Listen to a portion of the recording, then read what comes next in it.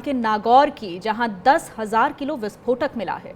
187 कट्टों में भरकर रखा गया था। अमोनियम नाइट्रेट पुलिस ने आरोपी सुलेमान खान को गिरफ्तार किया है।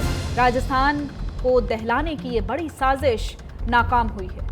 राजस्थान के नागौर से बड़ी खबर, जहां गणतंत्र दिवस से पहले राजस्थान में बड़ी आतंकी साजिश नाकाम हुई है। नागौर जिले की थामला थाना पुलिस और जिला स्पेशल टीम ने संयुक्त रूप से कार्रवाई करते हुए 10,000 किलो अवैध विस्फोटक पदार्थों की तस्करी के खिलाफ एक बड़ी सफलता हासिल की है। पुलिस ने सरहद हरसौर गांव में एक खेत में बने मकान पर दबिश देकर भारी मात्रा में विस्फोटक सामग्री जब्त की है। इस मामले में पुलिस ने 58 वर्षीय आरोपी सुलेमान खान को गिरफ्तार किया है।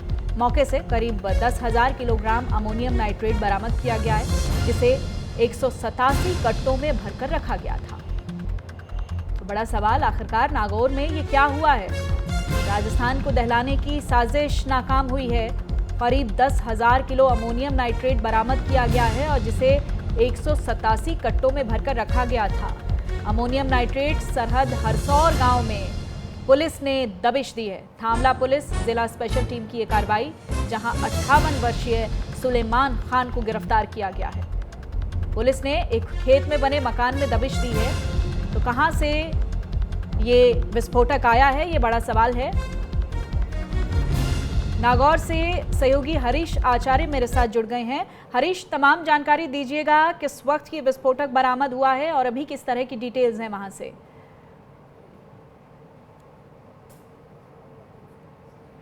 खुद को अनम्यूट कीजिएगा हरीश, प्लीज।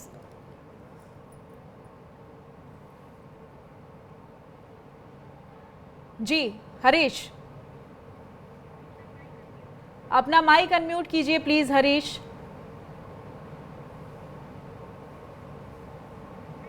तो एक बार फिर से उनसे कनेक्ट साधने की कोशिश करेंगे, लेकिन ये बड़ा सवाल है कि आखिरकार ये विस्फोटक कहाँ से आया।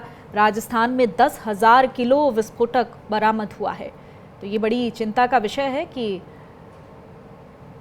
आखिरकार कहाँ से ये 10,000 किलो विस्फोटक बरामद हुआ है, क्योंकि ये राजस्थान की सुरक्षा के लिहाज से बड़ी खबर है।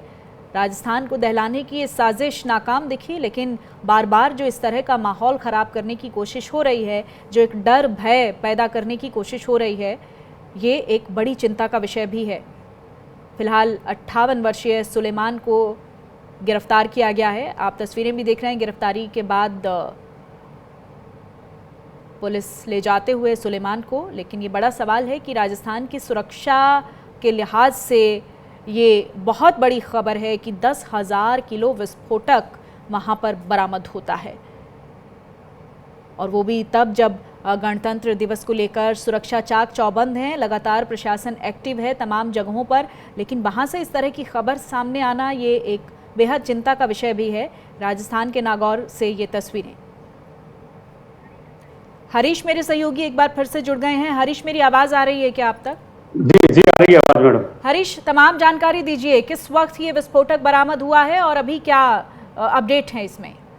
देखिए, जो नागौर पुलिस की बड़ी कार्रवाई है, जो 24 तारीख को रात को अचानक किसी सूचना के आधार पर पुलिस ने यह दबिश दी और वहां से 10,000 किलो जो विस्फोटक है वो कट्टे बरामद किए हैं, जो 187 कट्टों में बरामद हुआ है। जिस तरीके की पुलिस ने कार्रवाई को अंजाम देते हुए बताया कि शायद कहीं ना कहीं जो जांच में सामने आया है कि ये किसी बड़ी साजिश का भी हिस्सा हो सकती है, लेकिन जब इसकी जांच पड़ताल की गई और जांच आगे भी जारी है, उसको देखते हुए ये लग रहा है कि शायद जो खान विभाग में और खानों को विस्फोट करने के लिए वो सामग्री जो है उसने इकट्ठी की थी, लेकिन ये सारी जो है सामग्री वो अवैध रूप से वहां पर रखी गई थी।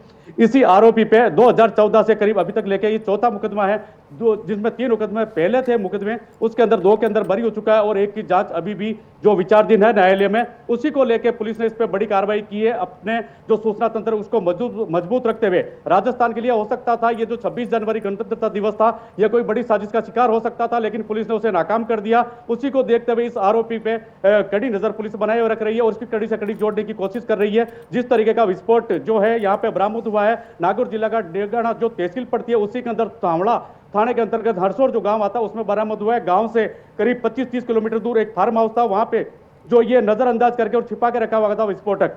जी, किसके नाम पर, किस लाइसेंस पर ये रखा हुआ था, इस बारे में कोई जानकारी मिली? क्योंकि कोई छोटी मात्रा नहीं है ये। देखिए, जिस तरीके की पुलिस जांच में सामने आया, पुलिस के द्वारा ये बताया गया है, नागौर पुलिस अधीक्षक द्वारा, कि इसे अभी कोई भी ऐसा लाइसेंस सामने नहीं आया है जिसके अंदर ये कोई वैध रूप से इस चीज को रख रहा है। सारी चीजें अवैध रूप से मानी गई है और अभी तक ऐसी कोई भी चीज सामने नहीं है जिसको ये वैध करार दे सके। लेकिन ये अवैध रूप से कहीं ना किसी रूप में घातक जो है नागौर में बड़ा रूप ले सकता था विस्फोटक सामग्री। जी, जिस इलाके में हरीश ये विस्फोटक बरामद हुआ है, क्या वो रिहायशी इलाका था? कौन सी जगह थी वो, थोड़ा डिटेल में बताइएगा। बाजार था, स्कूल था आसपास? नागौर से मात्र जो है बताया जा रहा है, ये 50 से 60 किलोमीटर के बीच में जो एरिया है उस जगह पे ये सामग्री जब्त की गई है। और जो इसका गांव था, उस गांव से हरसौर से करीब 8 से 10 किलोमीटर दूर जो है वो एक फार्म हाउस बना रखा था, जहां पे कोई रहायशी एरिया नहीं था। लेकिन गांव में और उसका जो फार्म हाउस बना था उसी पे छिपा रखी थी ये सारी विस्फोटक सामग्री, ताकि किसी को मालूम नहीं चले। अब ये इसको विस्फोटक सामग्री को कहां काम लेना चाह रहा था, इसके बारे में अभी पुलिस जांच करने में लगी हुई है। जी, अब जो ये बरामदगी हुई है, ये पुलिस की सक्रियता का आप इसको नतीजा मानते हैं, या फिर कोई खुफिया इनपुट था जिसके जरिए पता चला कि इतना बड़ा विस्फोटक वहां पर? देखिए, वैसे ये नागौर पुलिस अधीक्षक जो है मृदुल कछावा, उनकी बड़ी उपलब्धि है, क्योंकि उनका जो सामंजस्य है पुलिस डिपार्टमेंट में बना हुआ है और उसी के साथ में आम सूचना के आधार पर पुलिस ने कार्रवाई की है।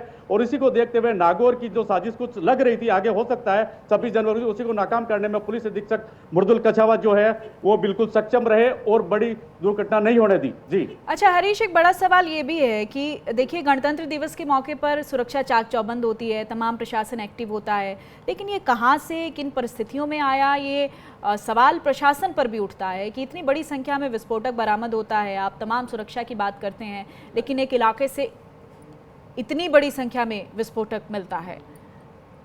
देखिए, जिस तरीके से विस्फोटक बरामद हुआ, जिस स्थान पर उसके आसपास माइनिंग एरिया है और माइनिंग एरिया का सीधा सीधा जो अर्थ होता है वो खान विभाग पे जाता है। खान विभाग जो अधिकारी है यहाँ पे वो बिल्कुल लापरवाही करते हुए नजर आ रहे हैं। उन्होंने किसी तरीके की चीज का ध्यान नहीं दिया, क्योंकि खान विभाग में जो विस्फोटक आ रहा है वो कहां से आ रहा है, ये सबसे पहले जो कार्रवाई है वो खान विभाग की होती है। उसके पास लाइसेंस है कि नहीं है खान विभाग के लिए जो बारूद काम में लिया जाता है, उसी को लेकर पुलिस को इनपुट मिला था और ऐसा लगा शायद बड़ी मात्रा में विस्फोटक मिल सकता है, तो उसी के आधार पर उन्होंने इस कार्रवाई को अंजाम दिया। लेकिन इसके अंदर कहीं ना कहीं प्रशासन की हम बात करें तो खान विभाग अधिकारी है वो केवल अपनी मलाई जो जेब भरने के लिए और मलाई चाटने के लिए यहाँ पे बैठे हुए हैं और उन्होंने इस तरफ ध्यान नहीं दिया। लेकिन प्रशासन की फिर भी इसमें वाई करनी पड़ेगी, पुलिस प्रशासन की, जिन्होंने इस कार्रवाई को नाकाम साबित करते हुए विस्फोटक बरामद किया। जी, राजस्थान का जो इलाका है वो कई मामलों में वैसे भी हरीश संवेदनशील है, चाहे हम अंतर्राष्ट्रीय सीमा के लिहाज से देखें या हम ड्रग्स माफिया या हथियारों की खरीद फरोख्त के बहुत सारे इस तरीके के केस आते रहते हैं।